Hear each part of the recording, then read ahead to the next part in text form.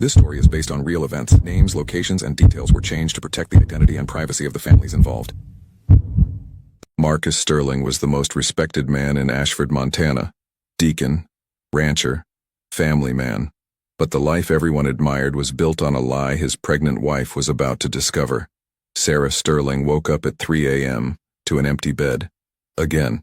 Her husband Marcus wasn't in the bathroom. He wasn't downstairs getting water. His truck was gone from the driveway. She was 6 months pregnant with their second child. Her back ached constantly, and she couldn't remember the last time Marcus had actually slept through the night beside her. She grabbed her phone and saw his location was turned off. The same thing he'd been doing for the past 4 months.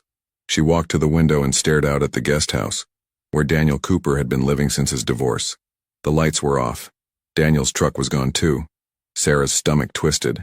She'd been ignoring the signs for months. The way Marcus's face lit up whenever Daniel walked into a room. The lingering touches that lasted too long. The private jokes that excluded her. The late-night disappearances they both explained away as ranch work or checking cattle. But ranch work didn't require 2 trucks at 3 a.m. 2 nights ago, Sarah had walked into the barn unannounced and found them standing so close their shoulders were touching. They'd jumped apart like guilty teenagers. Marcus had laughed it off, said they were just reminiscing about Afghanistan. But the flush on Daniel's face and the panic in Marcus's eyes told a different story. Sarah had gone back to the house and cried in the bathroom, while her 4-year-old daughter Emma slept peacefully down the hall. Now, standing at the bedroom window in her maternity nightgown, watching the empty driveway of their 2,000-acre ranch, Sarah felt something shift inside her. She wasn't going to ignore it anymore. She wasn't going to pretend everything was fine while her husband disappeared in the middle of the night. She was going to find out the truth, even if it destroyed her. But the truth waiting outside that window would cut deeper than anything she feared. Before we continue, take a moment to subscribe so you don't miss the next stories hidden in the quiet corners of America's heartland. These are real lives, real betrayals, and real consequences. And every week, another truth comes to light. Ashford, Montana has a population of 3,200 people. It's the kind of town where your reputation is everything, where everyone knows everyone's business, and where the Sterling family has been ranching royalty for 3 generations. Marcus Sterling wasn't just wealthy, though his ranch was worth millions. He'd earned respect through hard work, community service, and being the kind of man other men wanted to be like. He coached Little League, volunteered at the fire department, employed half the town, and never turned away anyone who needed help. Sarah Dunham had been teaching at Ashford Elementary when she met Marcus 10 years ago. Everyone said she was the luckiest woman in Montana, marrying into the Sterling family, living on that beautiful ranch, raising their daughter Emma in a town where everyone loved her husband. She thought she had the perfect life. She had no idea that 6 months ago, when Marcus insisted his army buddy Daniel Cooper move into their guest house after his divorce, she'd invited a bomb into her marriage that would blow up everything she thought she knew about the man she loved. In towns like Ashford, the most dangerous secrets are always the ones people try hardest to hide. And this was one of them. Sarah couldn't go back to sleep. She made coffee in the dark kitchen and waited. At 5:30 a.m., she heard Marcus's truck pull into the driveway. Through the window, she watched him sit there for almost 10 minutes, just staring at the steering wheel. When he finally came inside, his shirt was untucked, his hair messy, and he reeked of whiskey. Marcus froze when he saw her sitting at the kitchen table. His face went through several emotions in quick succession. Surprise, guilt, defensiveness. He opened his mouth to speak, probably to lie again about checking cattle or fixing fences, but Sarah held up her hand. She didn't want to hear it. Not yet. She just stared at him, this man she'd been married to for 8 years, and realized she didn't recognize him anymore. He poured himself coffee with shaking hands. The silence between them was suffocating. Finally, he muttered something about needing to shower and disappeared upstairs. Sarah sat there alone, one hand on her swollen belly where their baby was kicking, and felt her world crumbling. The baby kicked again, as if sensing her distress. She wondered if Marcus was even excited about this child anymore. He barely touched her belly these days. He barely touched her at all. After dropping Emma at preschool that morning, Sarah did something she'd never done before. She drove to Jennifer Cooper's house. Jennifer had been Daniel's wife until their divorce 6 months ago. The official story was that they'd grown apart, wanted different things, but Sarah had always sensed there was more to it. Jennifer had left town for a few months after the divorce. came back different, harder, angrier, like someone who'd been betrayed in a way that changed them forever. Jennifer answered the door in yoga pants and an oversized sweatshirt. When she saw Sarah standing there, something flickered across her face. Not surprise, recognition. Like she'd been expecting this visit eventually. She invited Sarah in without a word, poured 2 cups of tea, and sat down across from her at the kitchen table. The walls were bare of photos. Every trace of Daniel had been erased. Sarah noticed Jennifer's hands were trembling slightly as she held her teacup. This woman knew something. Something Sarah needed to hear. The question was whether Jennifer would finally tell the truth, or if Sarah would have to drag it out of her. They sat in silence for a full minute, both of them knowing why Sarah was there, both of them afraid to say it out loud. Finally, Jennifer set down her cup and looked Sarah straight in the eye. And what Jennifer said next would shatter every remaining illusion Sarah still held. Jennifer's words came out flat and emotionless, like she'd rehearsed them 1,000 times in her head. Daniel hadn't cheated on her with another woman.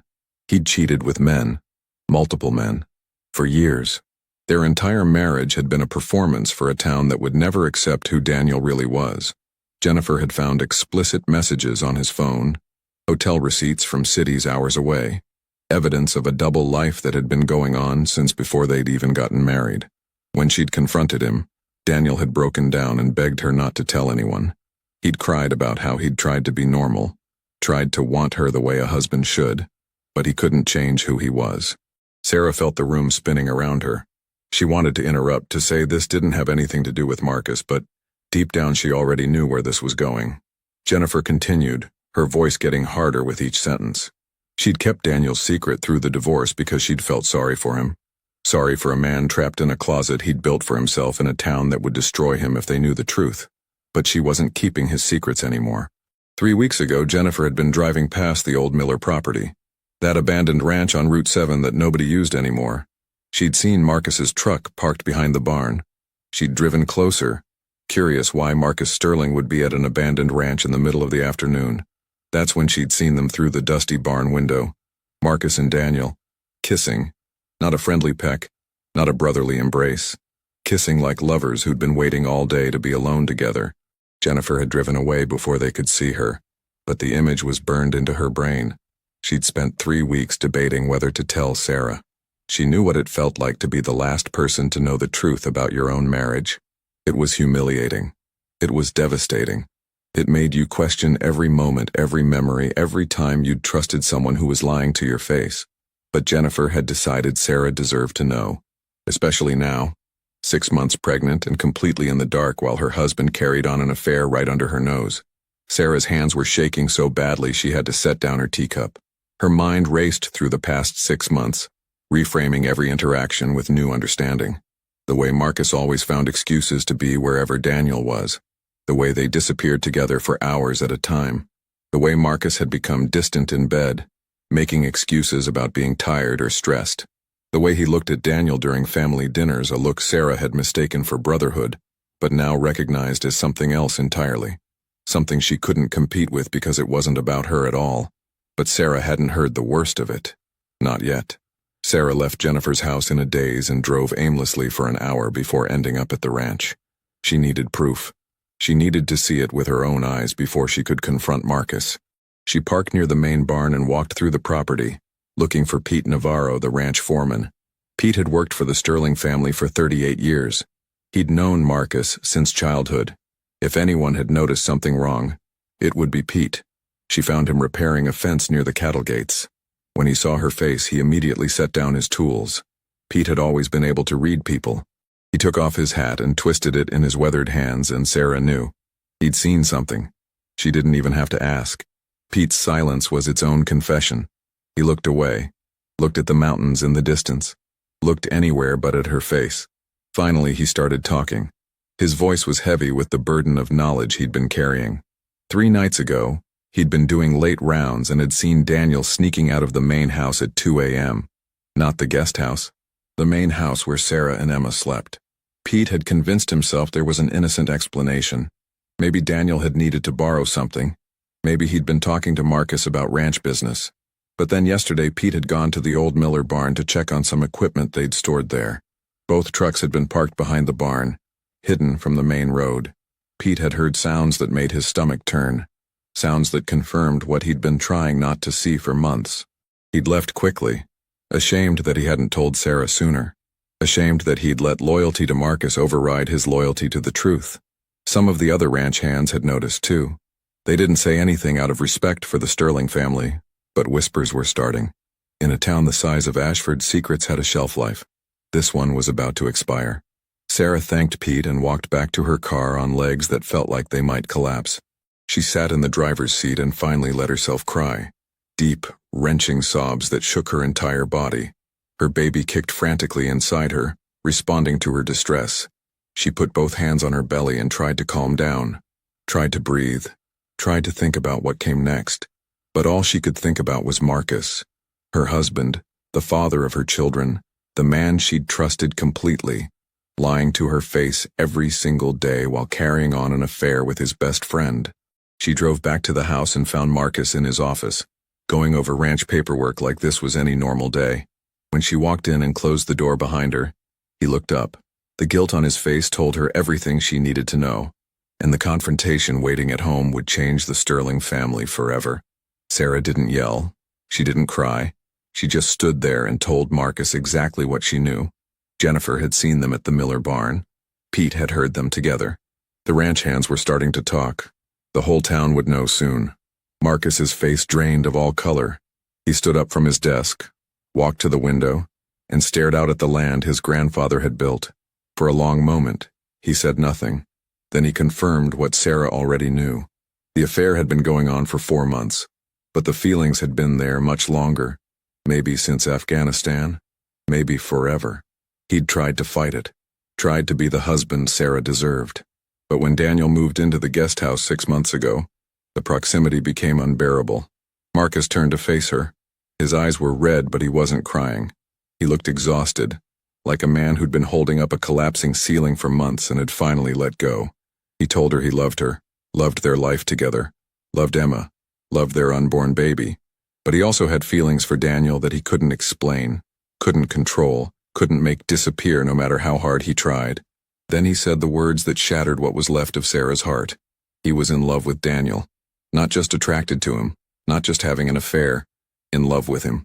Sarah grabbed her purse and left without another word. She drove to her sister's house in Billings, 2 hours away from Ashford and the gossip that would soon consume her life. Her sister Rachel held her while she sobbed, while the baby kicked anxiously inside her, while her entire world rearranged itself into something unrecognizable. Rachel asked what she was going to do. Sarah had no answer. She was 6 months pregnant. She had Emma to think about. She had a husband who'd just admitted he was in love with another man. Back in Ashford, the news spread like wildfire. Pete had told one ranch hand in confidence, but confidence meant nothing in a small town built on gossip. By Sunday morning, half the congregation at First Methodist knew something was wrong. Marcus showed up alone. Sarah's absence was conspicuous. When Pastor Jim asked about her, Marcus mumbled something about pregnancy complications. But everyone saw his shaking hands during communion, saw the guilt written across his face, saw the way he avoided eye contact with everyone. Daniel didn't just leave. He fled. Ashford had a way of squeezing the truth out of people, and he knew the walls were closing in. He'd packed his bags Saturday night and driven away before dawn, unable to face what they'd done. He left Marcus a note saying he loved him but couldn't destroy his life anymore. But it was too late for that. The destruction was already complete, but the town wasn't done with Marcus Sterling. Not by a long shot. On Monday morning, Marcus received a call from the Cattlemen's Association board. They'd heard rumors. They needed to speak with him urgently. Marcus knew what was coming. In a town built on traditional values and family reputation, there was no room for a man like him. Marcus sat across from 6 stern-faced ranchers at the Cattlemen's Association office. These were men he'd worked alongside for decades. Men whose children played with Emma. Men who'd respected the Sterling name for 3 generations. Tom Bradley, who'd been Marcus's friend since high school, was the one who spoke. The rumors had reached them. About Marcus and Daniel Cooper. They needed to know if the rumors were true. Marcus could have lied. Could have blamed Sarah's pregnancy hormones for starting false accusations. Could have painted himself as the victim of small-town gossip. He could have saved his reputation, his position, his standing in the community. But he was exhausted from lying, exhausted from pretending to be someone he wasn't. He looked each man in the eye and confirmed the rumors. He'd betrayed his wife, betrayed the town's trust, betrayed everything the Sterling name stood for. The room fell silent. Tom Bradley's face hardened into something cold and disappointed. The request came swiftly. Marcus needed to step down as president, effective immediately. They'd find someone else to lead the association, someone whose personal life didn't embarrass the organization. Marcus nodded. He'd expected nothing less. In a town like Ashford, reputation was currency, and his had just been declared worthless. The next 2 weeks were hell. Sarah returned to Ashford, not because she'd forgiven him, but because Emma missed her father, and Sarah needed to figure out what came next. She moved into the guest house, the same space Daniel had occupied during the affair. The irony wasn't lost on either of them. Marcus lived alone in the main house, a ghost rattling around in rooms that used to be filled with family laughter. He resigned from every board and committee he'd served on. He still ran the ranch, but barely. Orders went unfilled. Cattle sales were postponed. Pete essentially ran everything while Marcus existed in a fog of guilt and regret. Daniel was gone. Rumor said Seattle, though nobody knew for sure. He'd deleted his social media, changed his phone number, disappeared completely. Marcus had tried calling once. The number was disconnected. Whatever they'd had was over. The affair that had cost Marcus everything had ended with Daniel running away and leaving Marcus to face the consequences alone. The town eventually moved on to newer scandals, as small towns always do. But Marcus Sterling never recovered his reputation. He was no longer the most respected rancher in Ashford. He was the man who'd betrayed his pregnant wife with his best friend. A man who'd thrown away a perfect life for something people whispered about but never said out loud. Some people avoided him at the feed store. Others whispered when he walked by. A few, very few, showed him compassion, understanding that life was complicated and people weren't always who they appeared to be. And in Ashford, reputations don't die quietly. They linger like ghosts. Sarah gave birth to a baby boy 3 months later. Marcus was there for the delivery, standing awkwardly in the corner while Sarah's sister held her hand through the contractions. When the nurse asked if Marcus wanted to hold his son, Sarah answered for him. Not yet. Maybe not ever. The paternity test she'd demanded came back positive. The baby was biologically Marcus's, but biology didn't fix broken trust. It didn't erase 4 months of lies and betrayal. It didn't make Sarah forget that her husband had looked her in the eye every day while sneaking off to be with another man. They agreed to separate quietly. Marcus stayed in the main house. Sarah took the kids and moved into town, renting a small place near the elementary school where she taught. They split custody of Emma and the new baby. They were polite to each other in public, civil during handoffs, careful not to create more gossip than already existed. But the marriage was over. Sarah filed for divorce 6 months after the baby was born. Marcus didn't contest it. He signed every paper she put in front of him, accepted every term she demanded, and watched his family slip away knowing he had no one to blame but himself. 5 years later, Marcus still runs the Sterling Ranch, though it's smaller now. He'd sold off parcels to pay the divorce settlement. He lives alone in the big house his grandfather built, surrounded by memories of a life he destroyed.